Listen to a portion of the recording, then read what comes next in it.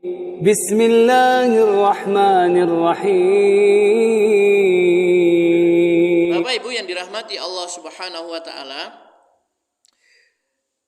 hukum berprasangka ya, itu yang pertama adalah ada yang wajib, Pak, ya. Wajib ya. Seperti berprasangka baik, husnudzon ya, kepada Allah. Ini hukumnya adalah wajib ya. Sebaliknya suudzon kepada Allah Subhanahu wa taala itu hukumnya haram ya. Jadi kalau kepada Allah kita itu harus berprasangka baik.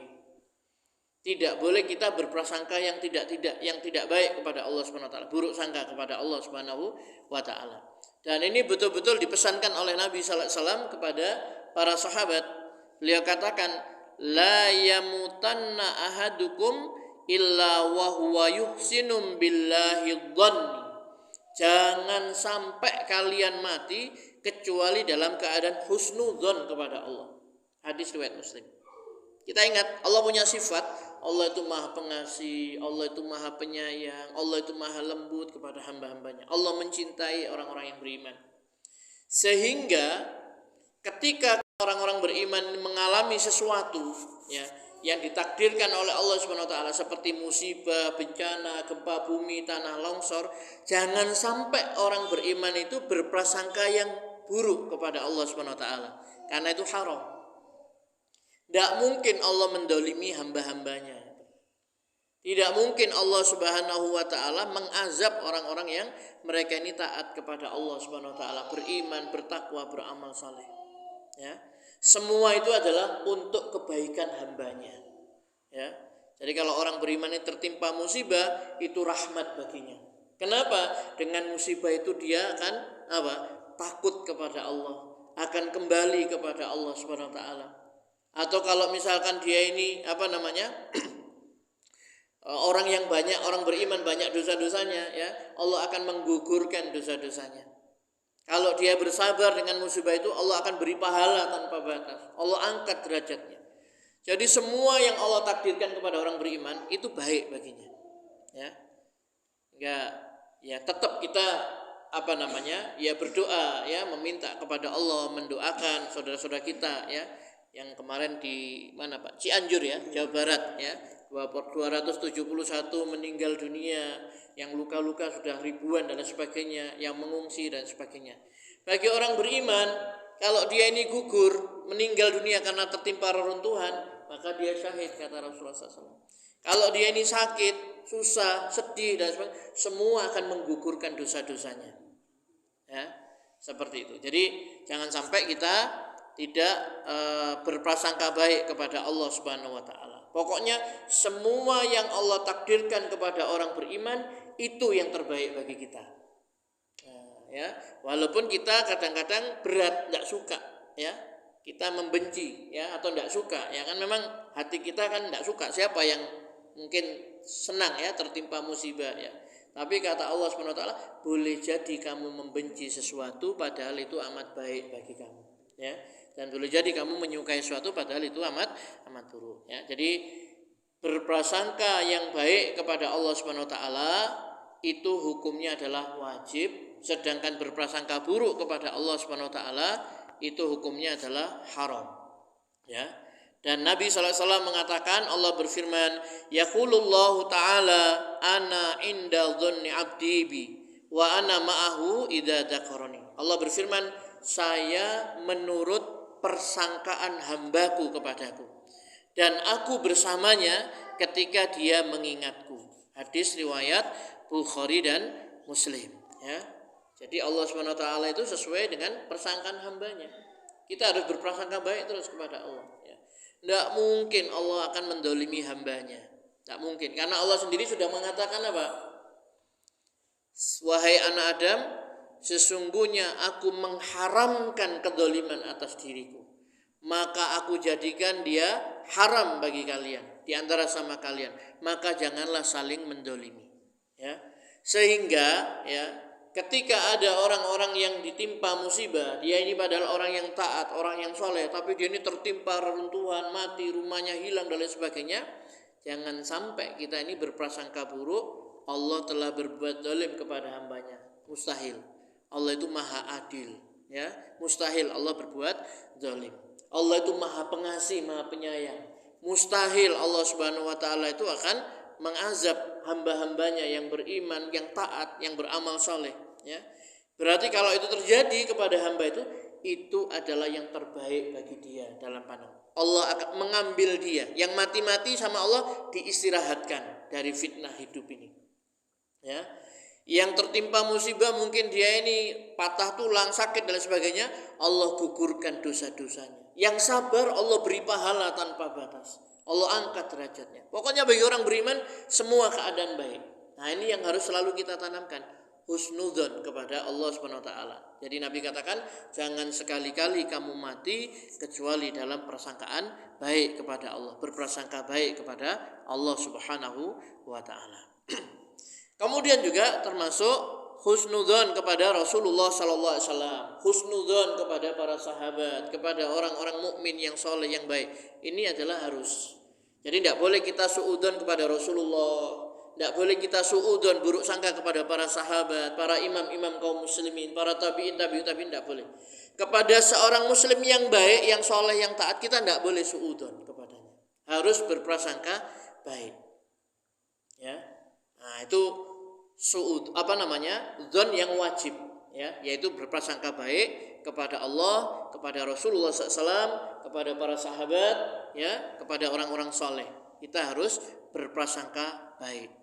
Hukumnya wajib. Karena kalau berprasangka buruk kepada Rasulullah, sahabat, ya, orang-orang beriman yang baik, dosa. Ya, jauhilah kebanyakan prasangka, karena sebagian prasangka itu adalah dosa. Orang baik-baik dicurigai. Nah, itu berdosa. Harus berprasangka baik, ya, seperti itu. Yang kedua, hukumnya adalah haram. Nah, tingkat haramnya ini suudzon ini berbeda-beda, ya. Sesuai dengan siapa yang dia sangka buruk itu. Kalau dia ini berprasangka buruk kepada Allah Subhanahu wa taala, maka dosanya lebih besar daripada yang lainnya, ya. Bahkan dia kalau berprasangka buruk kepada Allah Subhanahu wa taala bisa jatuh kepada kekufuran, ya. Allah Subhanahu wa taala mengancam, ya, memberikan hukuman kepada orang-orang munafik, orang musyrik karena mereka suudzon kepada Allah. Allah katakan dalam surah Al-Fat ayat 6, wa yu'adzibal munafiqina wal munafiqati wal musyrikina wal musyrikati dhannina billahi dhannas sau' alaihim dairatus sau'. Dia Allah mengazab orang munafik laki-laki dan perempuan dan orang-orang musyrik laki-laki dan perempuan yang mereka itu berprasangka buruk terhadap Allah. Ya, surat Al-Fat ayat 6. Tak boleh, haram berprasangka buruk kepada Allah Subhanahu wa taala. Tingkatan kedua, berprasangka buruk kepada Rasulullah sallallahu alaihi wasallam. Nah, itu, ya, ada tingkatannya. Paling parah adalah kalau dia berprasangka buruk kepada Allah, ya, baru kepada Rasulullah SAW, ya. Baru kemudian prasangka buruk kepada orang-orang soleh seperti para sahabat, ya. Maka Allah Subhanahu wa taala memerintahkan, wahai orang-orang beriman, jauhilah kebanyakan prasangka, curiga itu, karena sebagian prasangka itu adalah dosa, ya, begitu. Kata Imam Al-Qurtubi, prasangka yang jelek kepada orang yang lahiriahnya baik itu tidak diperbolehkan. Berprasangka buruk kepada orang yang lahiriahnya ini baik. Dia ini akhlaknya baik, orangnya amanah, jujur, ibadahnya tekun. Pokoknya baik dia ini, bukan ahli maksiat, bukan perampok, bukan macam-macam, ya. Maka ini tidak boleh, kata Imam Al-Qurtubi. Dan dosanya adalah hukuman yang akan didapatkan dari orang yang punya prasangka tadi itu. Kemudian dibolehkan zon itu, prasangka itu, ya, yang tidak mengantarkan kepada dosa, ya. Jadi ada prasangka yang tidak semuanya tidak boleh, ada prasangka yang dibolehkan itu, ya. Karena Allah mengatakan apa? Inna ba'dadh-dzanni ism, karena sebagian dari prasangka itu dosa. Maknanya apa? Ada prasangka, sebagian prasangka yang bukan dosa, ya. Kata Imam Al-Qurtubi, ya, beliau mengatakan persangkaan di dalam syariat itu ada dua. Don itu ada dua. Ada yang terpuji, don itu, ada yang tercela. ya. Ada dzon yang tidak membahayakan agama orang yang berprasangka tadi itu, ya, dan orang yang menjadi sasaran prasangka, ya, ketika dzon itu sampai kepadanya. Sedangkan dzon yang tercela adalah dzon yang kebalikannya, ya, yaitu membahayakan orang tersebut, ya. Nah, di sini disebutkan, ya, di antara dzon yang boleh itu adalah dzon kepada orang yang secara lahiriah dia itu jahat dan dia terbiasa melakukan maksiat secara terang-terangan. Jadi boleh misalkan dikenal seseorang ini orang jahat, kemudian dia kok seliweran di depan rumah, mau apa orang ini, ya. Itu boleh seperti itu karena dia dikenal dia ini orang yang jahat. Tapi kalau orang baik yang dia ini menjaga sholat berjamaah 5 waktu, tidak pernah ganggu orang, akhlaknya baik, suka nolong orang, itu tidak boleh kita berprasangka buruk kepada orang yang lahiriahnya baik, ya. Nah, itu sebagaimana dijelaskan oleh para ulama, ya. Termasuk juga Imam Asy-Syaukani, ya, rahimahullah mengatakan untuk orang yang jahat, kata Imam Syaukani, dan berakhlak jelek, ya, menurut kami kita boleh memiliki suudzon sesuai yang mereka tampakkan, ya.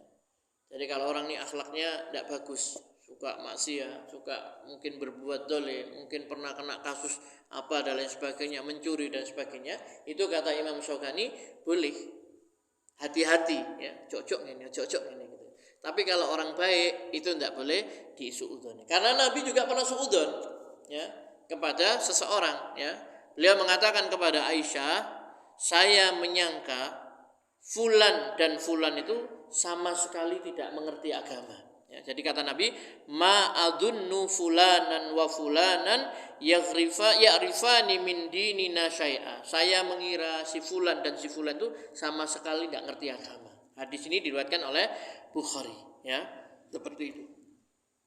Dan dimaksud oleh Nabi dua orang itu adalah dari kalangan orang munafik, ya. Jadi Nabi berprasangka buruk kepada orang yang tidak ngerti agama, ya, seperti itu. Kemudian ini juga dilakukan oleh para sahabat, ya, ketika melihat ada seseorang yang secara lahiriah itu bermasalah, ya, seperti prasangka para sahabat untuk tidak orang yang tidak hadir di dalam sholat berjamaah, ya. Kata Ibnu Umar, ya, radhiyallahu anhu, dulu ketika kami tidak menemukan seseorang ketika jamaah sholat isya, maka kami memiliki suudzon kepadanya. Ya. Sholat yang paling berat, kata Nabi, itu kan sholat subuh dan sholat isya, ya. Bagi orang munafik itu yang paling berat itu sholat subuh dan sholat isya, ya. Kenapa? Karena gelap. Orang munafik ini kan ingin supaya dilihat dia ini, ya. Kalau subuh sama isya itu gelap, tidak terlihat, maka berat mereka. Sehingga kata Ibnu Umar, dahulu ketika kami tidak menemukan seseorang ketika jamaah sholat isya, maka kami memiliki suudzon kepadanya, ya. Nah, itu para sahabat dulu seperti itu, ya. Makanya Bapak Ibu yang dirahmati Allah Subhanahu wa taala, kita harus hati-hati, ya. Jadi kalau suudzon kepada Allah, kepada Rasulullah, kepada para sahabat, kepada orang-orang soleh, ini tidak boleh. Termasuk kepada saudara-saudara kita kaum muslimin yang dia ini dikenal baik, jujur, amanah, akhlaknya baik dan sebagainya, itu tidak boleh, ya. Tapi kata Imam Syaukani tadi itu boleh kita suudzon kepada seseorang yang memang dikenal dia ini orang yang misalkan suka nipu, dia ini adalah orang yang suka mungkin punya dosa-dosa maksiat, membunuh, merampok dan lain sebagainya, itu boleh, ya. Tapi kalau kepada orang-orang yang baik tidak diperbolehkan.